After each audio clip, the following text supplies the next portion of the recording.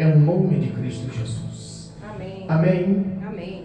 Eu saúdo a igreja na santa e gloriosa paz do Senhor. Glória Estamos na presença de Deus. Estamos na presença do Todo-Poderoso. Estamos num culto de ensinamento, um culto doutrinário. Estamos na presença do autor e consumador da nossa fé. Amém?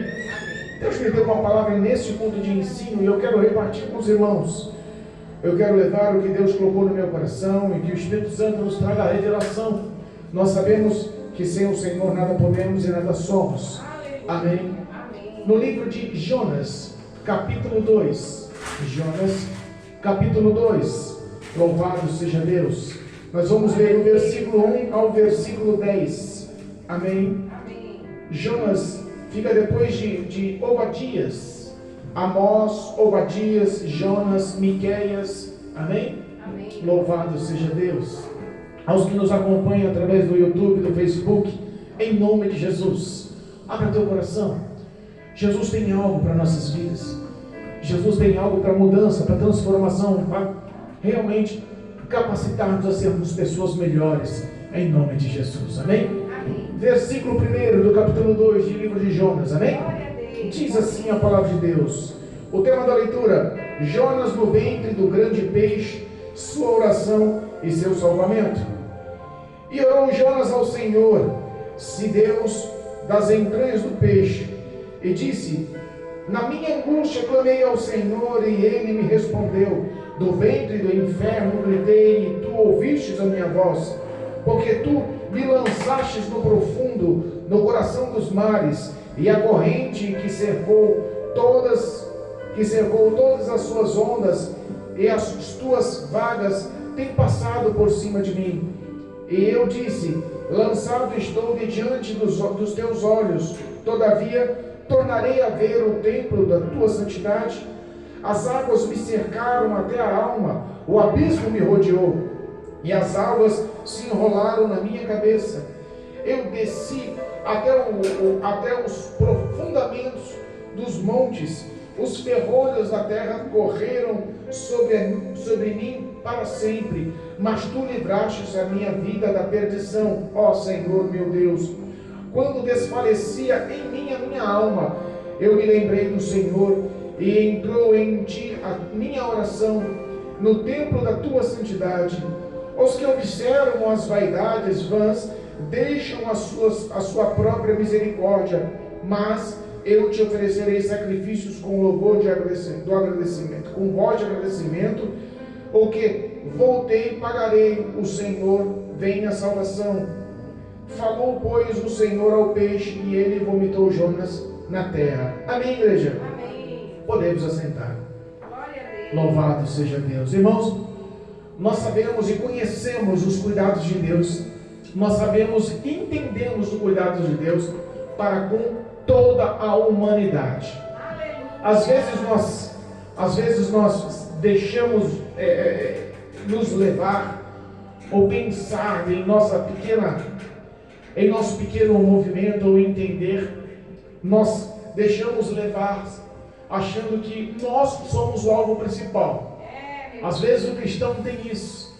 Às vezes pessoas que verdadeiramente não se deixaram ter um comprometimento e não se entregaram a esse comprometimento de estar na presença de Deus, se acha de alguma forma mais importante, se acha de alguma forma mais especial e conecta-se em si mesmo uma autocapacidade, uma autoaptidão que na verdade não vem do homem. A Bíblia fala que não vem de Deus, nós somos salvos pela graça, somos alcançados pela graça. Se nós pararmos para pensar o que éramos nós antes de Cristo Jesus, os olhos do Senhor não estão só em favor dos cristãos, os olhos do Senhor não estão só em favor da igreja, do corpo de Cristo. Às vezes nós olhamos com o nosso olhar egoísta e nós não conseguimos entender o que passa no coração de Deus ao olhar tanto ímpio, tanto pecador, tanta gente vivendo crueldade, maldade. Sabe, às vezes nós julgamos, e se fôssemos nós, Deus, esse povo já estaria no inferno. Verdade. Se fôssemos nós, seres humanos, aptos ou capacitados para julgar a humanidade, toda a humanidade estaria condenada. Talvez esses pensamentos surgiram por declínio de dores, por declínio de frustrações, por declínio de mágoas que nós já padecemos. E se não for a graça, a presença, a misericórdia, o Espírito de Deus nos intercedendo, estaremos condenados por não ter um coração compassivo e misericordioso. É verdade. A história de Jonas nos mostra um grande homem, profeta, escolhido, respeitado por Deus como um grande homem, como representante da tua palavra. E nós entendemos que representar o poder da palavra de Deus é muito sério, é muito importante, na verdade é muito sério. Não dá para a gente achar que não tem consequências, mas existe sim grandes consequências. A Bíblia fala que Deus chama Jonas porque estava de olho num povo que não era crente, estava de olho num povo cruel, estava de olho numa cidade que tinha fama de homens maus, cruéis, sanguinários, homens perversos. E nós entendemos que às vezes os que nos rodeiam, os que estão à nossa volta, muitas das vezes têm esse tipo de característica, tem esse tipo de ação, tem esse tipo de desejo no coração. Pessoas más, pessoas que têm prazer no que é ímpio, no que é errado, no que é doloroso ao próximo. A Bíblia nos fala que Jonas era um profeta e foi chamado por Deus. Coisa boa é ser chamada por Deus.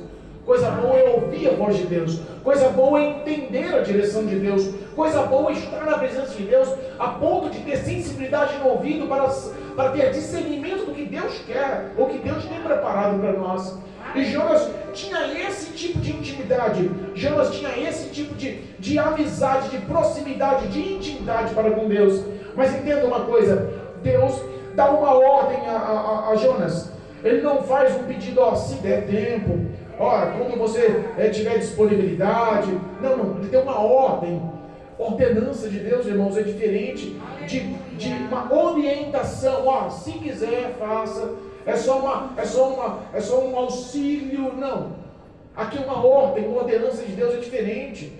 Quando Deus ordena a coisa, tem outros valores.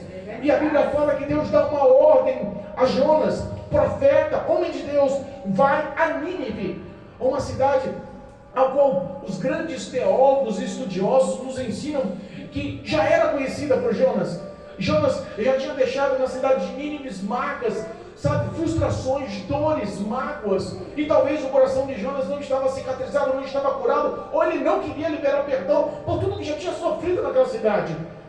Alguns dizem que os pais, os familiares, a história da parentela de Jonas tinha sido morta pelos ninivitas, pelo aquele povo cruel, pelo aquele povo sanguinário. E a Bíblia fala que Deus olha para Jonas e fala: vai lá para Nínive, e lá em Nínive prega a minha palavra. Você já parou para pensar que às vezes a mágoa, a dor, que não é, a falta de perdão que não é liberada, aquela mágoa que te cravou no coração, aquela dor que parece que você não esquece, só de olhar no rosto da pessoa, volta a lembrança. Às vezes esse sentimento é tão forte, que te domina e faz você descer ao oposto do que Deus manda.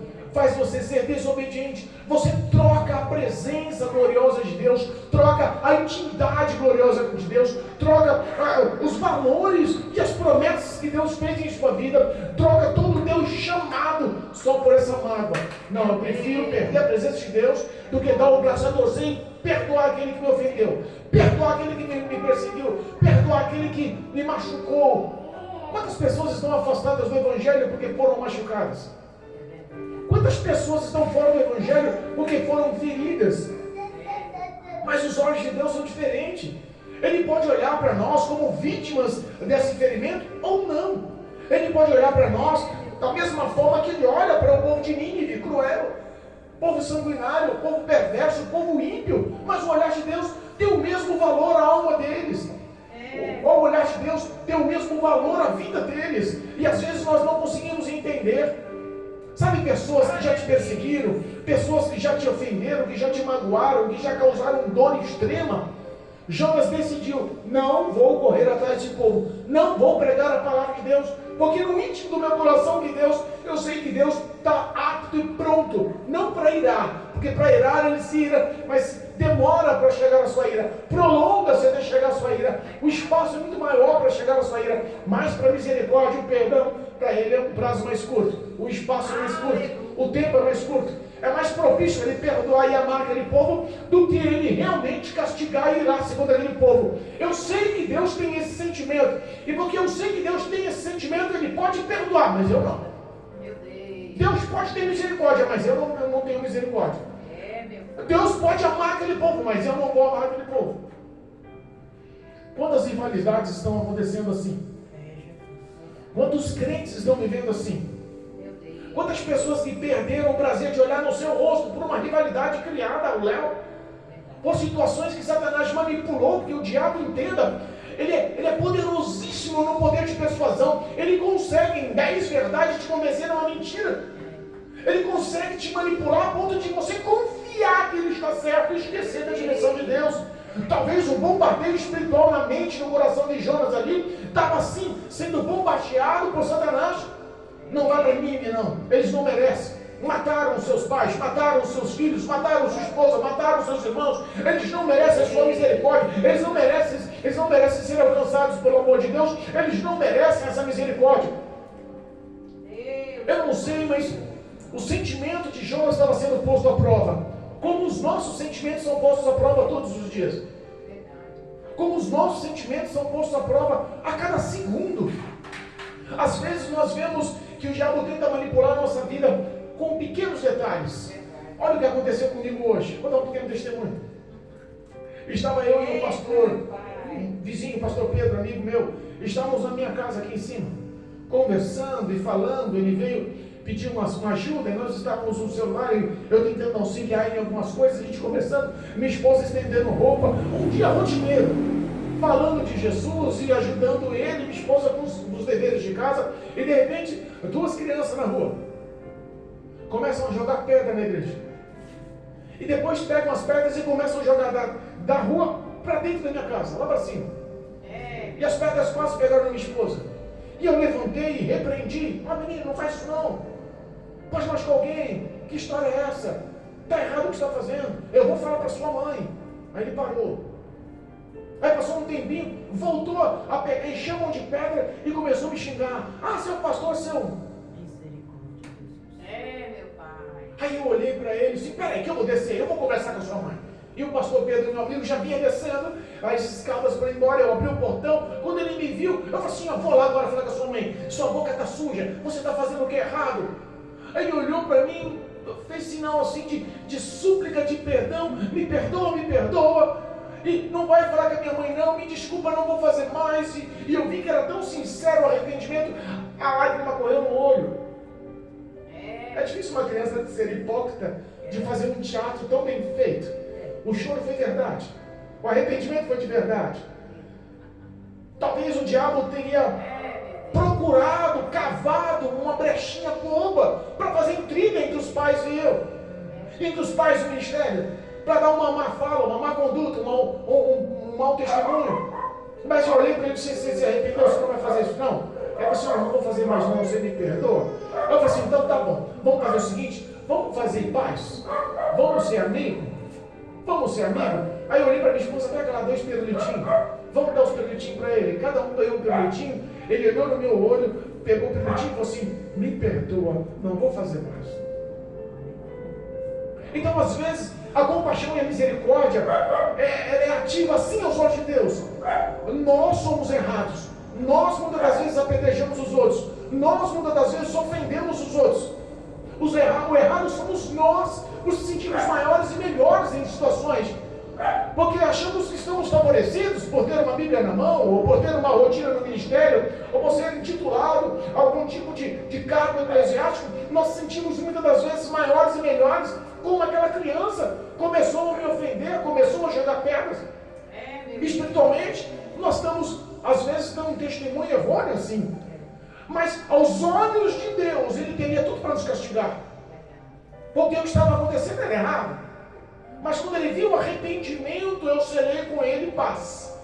Dei para Ele um pirulitinho. Ele me prometeu, chorando, que não mais faria. Aos olhos de Deus é a mesma coisa. Aleluia. Deus, quando vê arrependimento, vê o pedido de perdão, vê a verdade do nosso coração, Ele não quer saber o passado, Ele não quer saber as raízes, Ele não quer saber o DNA, Ele não quer saber a família, Ele não quer saber o que aconteceu no passado, se magoou, se ofendeu, se doeu. Ele olha com um olhar de misericórdia. Glória a Deus. Deus estava olhando para os ninivitas com esse olhar de misericórdia. E Jonas já tinha matado essa charada. A Bíblia fala que Jonas desce para Jope, e lá em Jope, numa cidade marítima, ele entra no navio para o sentido oposto, para Tarsis, sentido oposto, Nínive aqui, Tarsis ali, ele tenta fugir do chamado, da ordem, da ordenança, do querer de Deus, da face de Deus. Irmãos, não tem como fugir. Sabe qual é o problema de você querer fugir? Primeiro, você entra no sono da indolência, porque acha que está tudo bem. Você acha que Deus tolerou? Você acha que Deus te aceitou? Você acha que Deus te compreendeu? Me magoaram, me ofenderam, eu tenho raízes lá, eles que estavam errados. Você acha que Deus te compreende, te entende? E Ele não olha para você com misericórdia, com olhar de ira, mas com olhar de misericórdia. Essa foi a ação de Jonas. Ele entrou no fundo do navio, entrou no porão do navio e foi dormir. Mas a Bíblia fala que Deus leva uma grande tempestade, as ondas se levantam, o vento sopra, e aquilo açoita o barco de um jeito que a Bíblia fala que ele estava a ponto de quebrar-se. Para pensar como é que quebra um barco no meio com ondas. Então a tempestade devia estar realmente violenta. Mas aquele homem, em meio à tempestade, sabendo que a ira de Deus estava sobre aquelas águas, pela desobediência dele, ele estava dormindo. Às vezes nossas ações levam o barco da nossa casa para o fundo, levam o barco da nossa família a se quebrar-se, levam nossos relacionamentos para o fundo do mar, levam o futuro dos nossos filhos para maldições, justo pela nossa desobediência. Ai, pastor, você está pegando pesado. É um ponto de doutrina e é verdade. As nossas ações acarretam não é só males para nós, mas acarretam males para todos que estão ao nosso redor, principalmente para os nossos. Por que você está falando isso? Porque o diabo vai encontrar legalidade para trabalhar. Verdade, meu Deus. Porque o diabo vai encontrar legalidade. E entenda, Satanás só vai aonde Deus permite. E muitas das vezes é a permissão de Deus para que aquilo aconteça, para que surja no coração um verdadeiro arrependimento. O mar açoita, os marinheiros se apavoram, homens acostumados ao mar, homens treinados, homens capacitados, profissionais no mar, decidem lançar fora todo tipo de embarcação, todo tipo de fazendas. A Bíblia fala sobre jogar no mar as suas fazendas, as suas cargas, os pesos do navio, para evitar que o navio se afunde. Mas o capitão encontra Jonas no fundo do barco, dormindo, e começa a contestar. Sabe qual é o problema? Nós sermos contestados, nós sermos desmascarados por pessoas que são, aos olhos dos crentes, não são qualificados. Oh, Jesus, poder. Às vezes Deus usa o ímpio para desmascarar a gente. Sabe que uma vez, hoje eu tinha para contar testemunho. Uma vez, eu estava no começo da minha conversão. Eu estava no começo, tentando me estabilizar, tentando relacionar-se com Deus com verdade. Por um tempo é difícil, irmãos. Nós agimos com nossas forças, e quando nós agimos com as nossas forças e não pela fé, a gente acaba se frustrando e decepcionando a Deus, entristecendo a Deus. No começo, quando eu estava no caminho do Senhor, eu levava o meu filho para o colégio, lá no centro de São Paulo, de moto.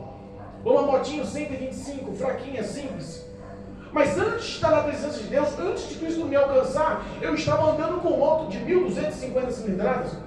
E de repente eu caí numa motinho 125 cilindradas. E a gente não entendia por que Deus estava tirando tudo de mim. Estava querendo limpar, modelar o meu caráter, mudar a minha história, limpar a vaidade do meu coração, e eu não entendia. E eu levei o meu filho para o colégio, e na volta eu passo na frente de uma concessionária de motos. Eu passo na frente de uma concessionária de motos, paro na vitrine logo de manhã, a loja nem estava aberta, e fico olhando, oh meu Deus, essa 650 eu podia comprar, aquela 1000 cilindradas cabia no meu bolso.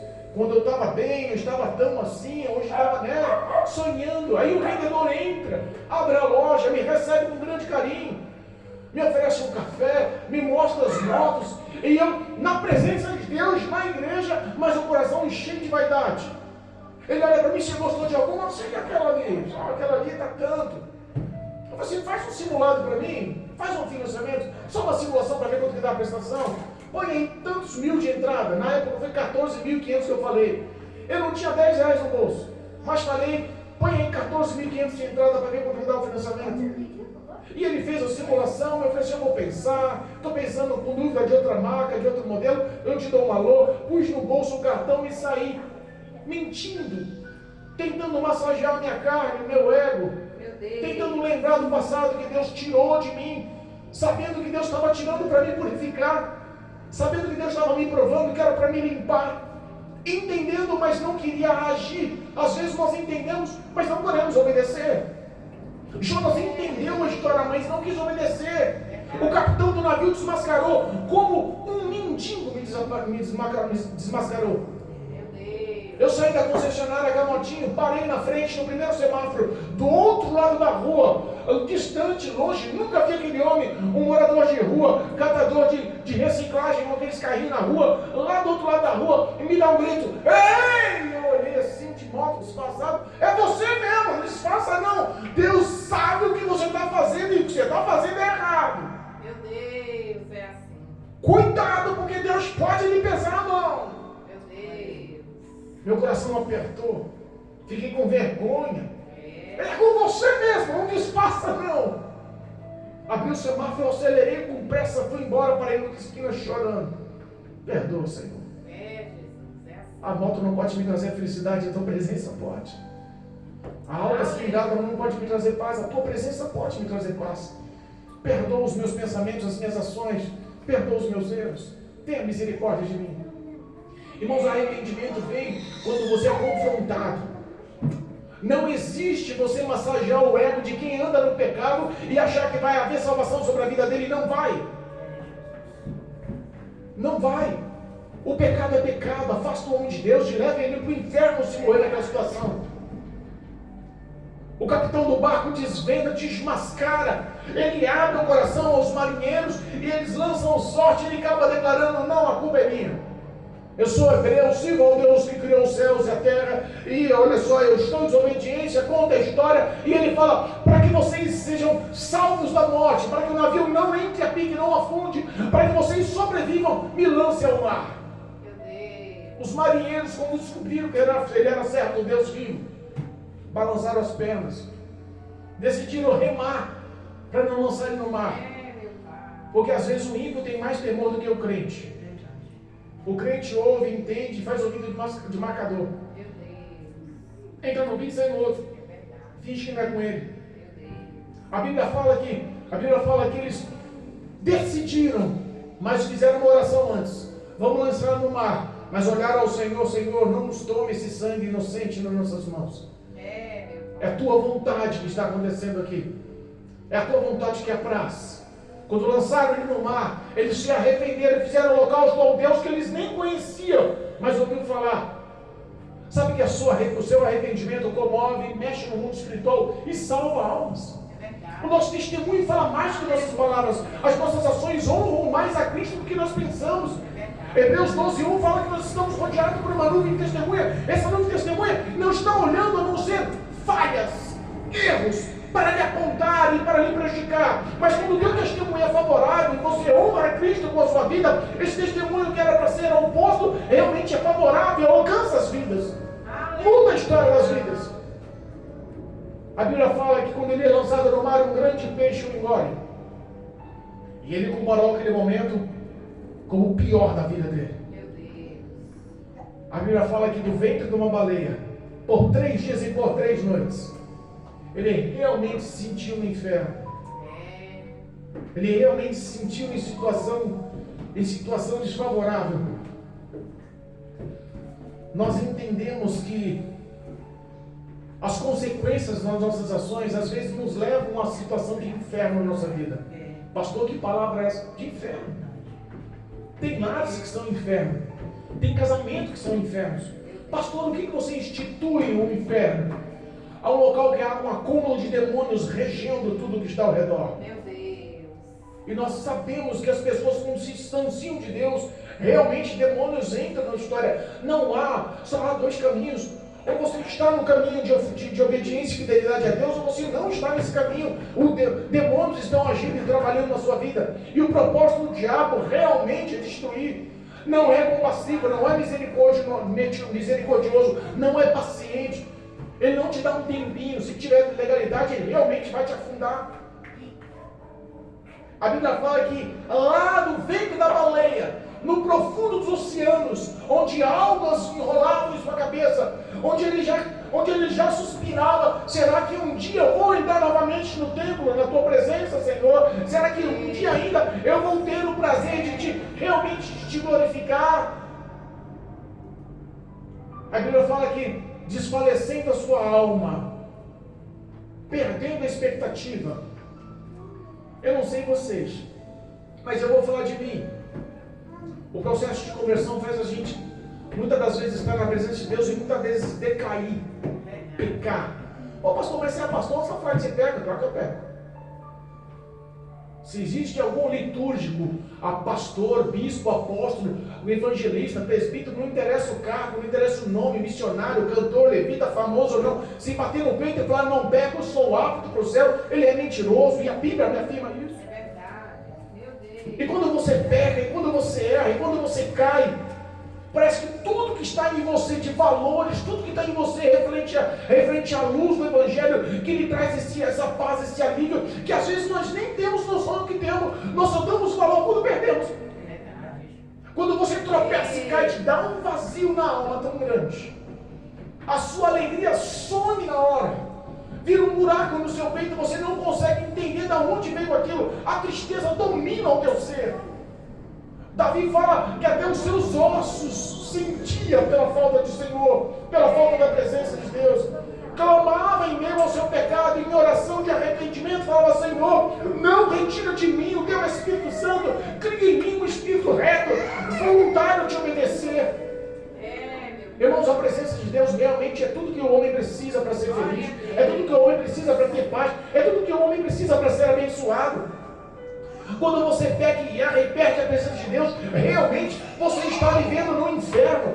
Realmente você está vivendo uma vida de destruição espiritual. Não há paz, o dinheiro não compra, os prazeres carnais não compram, as compras, os benefícios, os acúmulos de bens, toda a sua fama, a sua sofisticação, nada consegue substituir a presença de Deus na sua vida. Jonas estava se sentindo aqueles 3 dias e 3 noites num local realmente que era um breu escuro, onde a respiração dele devia ser realmente caótica. Estava respirando o ar que estava dentro de um grande peixe. A Bíblia não fala com esse grande peixe. Podemos simular que seria uma baleia, vamos dar um exemplo. Então o ar que tinha no peixe, porque uma baleia, ela tem pulmões, ela respira, talvez seja o que ele estava respirando. Será que era um ar puro? Será que era um ar gostoso, fresquinho? Será que ele estava bem? Será que ele estava acomodado? Será que ele dormiu esses 3 dias? Será que ele comeu esses 3 dias?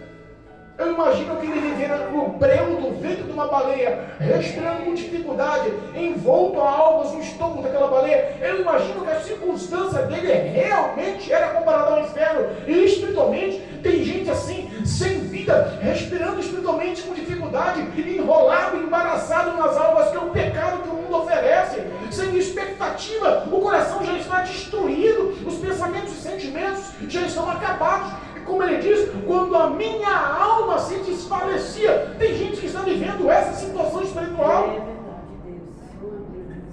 Por que tudo isso, pastor? Só porque decidiu não perdoar. Só porque decidiu não dar um abraço e pedir perdão. Só porque decidiu não liberar perdão por quem te magoou, por quem te perseguiu, por quem te machucou. Sabe qual é o problema da falta de perdão? Aonde você for, ela vai com você. Você pode ganhar na mega sena da virada, ficar milionário. Se você não consegue perdoar, quando você lembrar o nome da pessoa, todo aquele fardo sobe nas suas costas de novo. O dinheiro não consegue tirar isso. Você vai dormir, bota a cabeça no travesseiro, a falta de perdão está com você. Você vai num grande restaurante, chique, famoso, comer um grande prato feito por um grande mestre cuca, mas na verdade você não tem paz. A falta de perdão está ali com você. Aonde você estiver, nos seus prazeres e lazeres na vida, aonde você estiver, aquilo está como uma cangalha.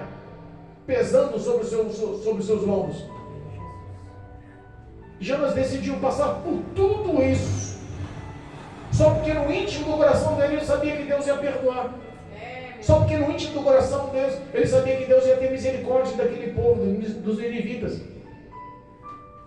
Responda para mim, a responsabilidade de mais de 120 mil homens, fora mulheres e crianças, estava na mão de um simples homem pela falta de perdão. Deus queria sim salvar aquele povo, mas também queria tratar o coração de Jonas, porque ele não quer abrir mão do seu profeta, do seu filho, daquele que ungiu e levantou. O tratar não era só para aquela salvação de toda aquela cidade. O tratar às vezes é conosco. A responsabilidade de Deus para com a nossa alma é tão grande que Cristo Jesus morreu em nosso lugar. Tanto que ele diz que se uma alma for salva, olha o valor que nós temos. Aleluia, meu Deus. Não importa você ganhar o mundo inteiro, perder a sua alma, ou o que você daria em troca da tua alma. Tem um versículo na Bíblia e eu quero ler para vocês. Está no livro de Salmos 19. Salmos 19, versículo 12.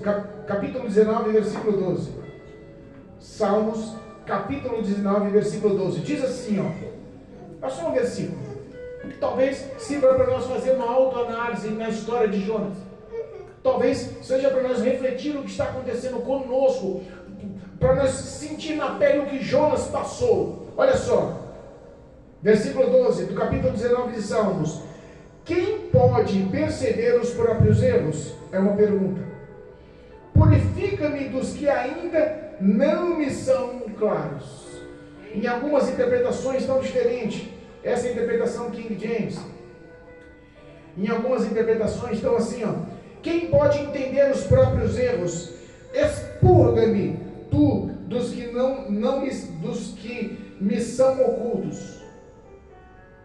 Sabe que nós podemos perceber os nossos erros? Sabe que se a gente olhar para si mesmo, a gente vai encontrar o que entristece a Deus em nosso coração? Oh, meu Deus. Talvez Jonas, focado na dor e na mágoa, não conseguia entender o olhar, o amor, a compaixão de Deus.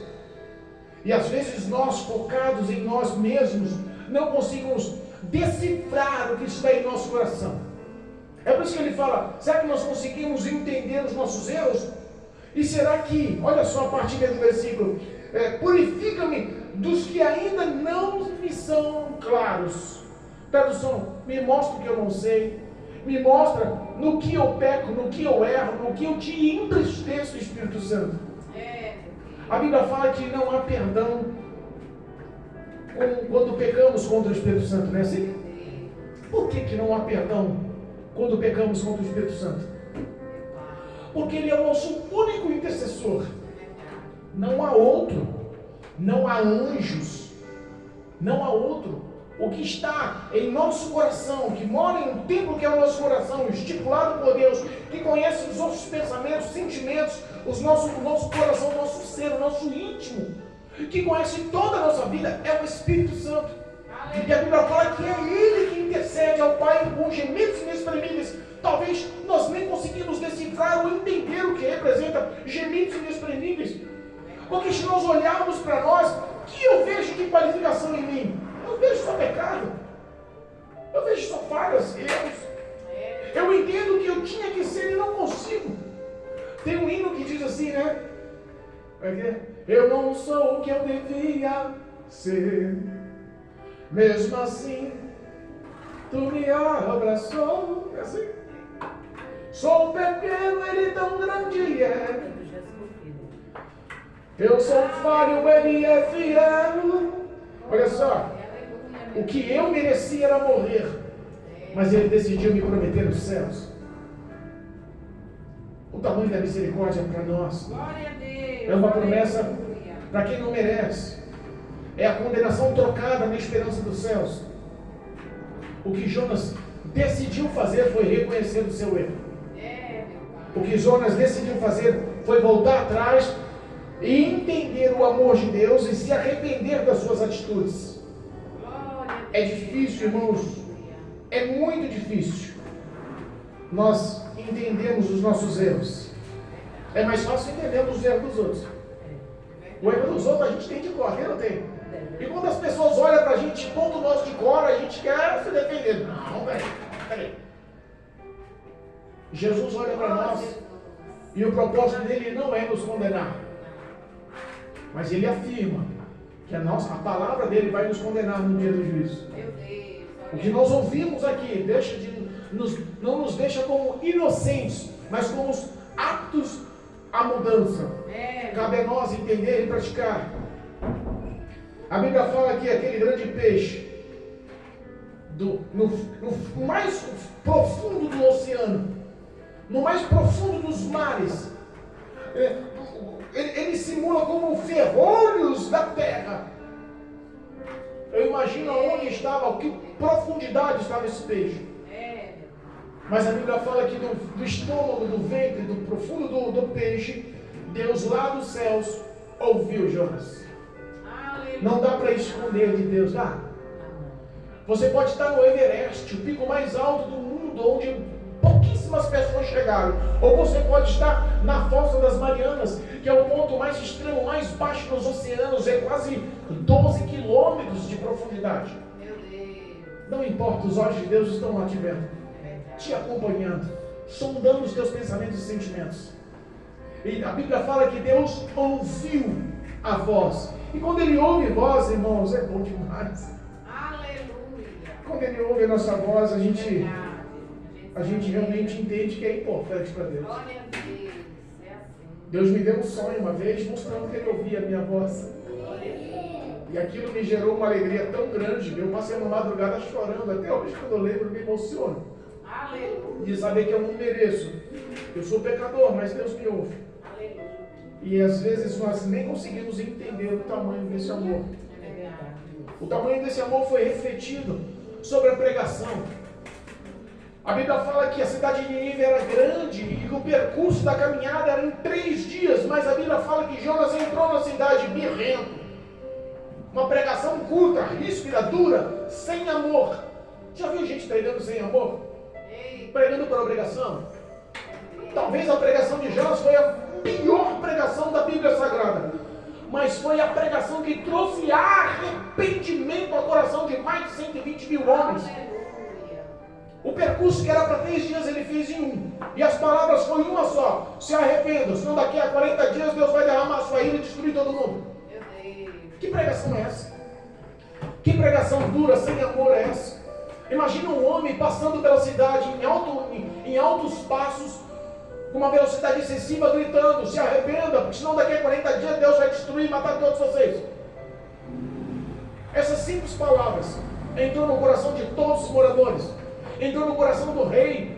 Foi feito um decreto, o próprio rei jejuou, tirou a sua roupa real, se vestiu de santo, deitou nas cinzas e fez uma promulgação para todos os homens, mulheres, crianças e para até os animais jejuarem sem comer e beber, para que quem saiba assim o Senhor dos céus possa liberar eles da tua ira. Não venha exercer o mal que tinha projetado. E a Bíblia fala que Deus viu a conversão daquele povo.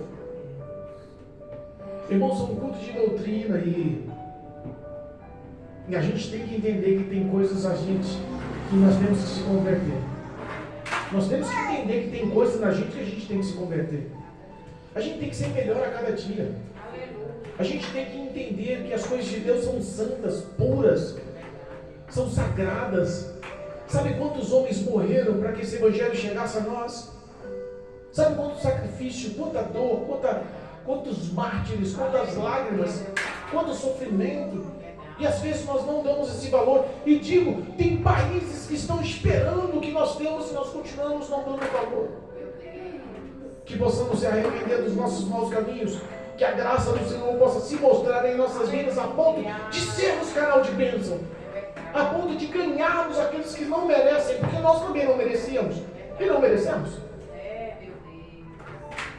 Que esse amor possa se espalhar através das nossas vidas. E que possamos sim ser a mão de Deus, mostrando misericórdia, graça, compaixão para todos que precisem, em nome de Jesus. Amém? Amém. Louvado seja Deus. Que essas palavras possam frutificar em nossas vidas. Somos importantes e não estamos sós. Cristo é conosco. Receba isso Em nome de Jesus. Amém? Amém. Glória Louvado a seja Deus. Deus.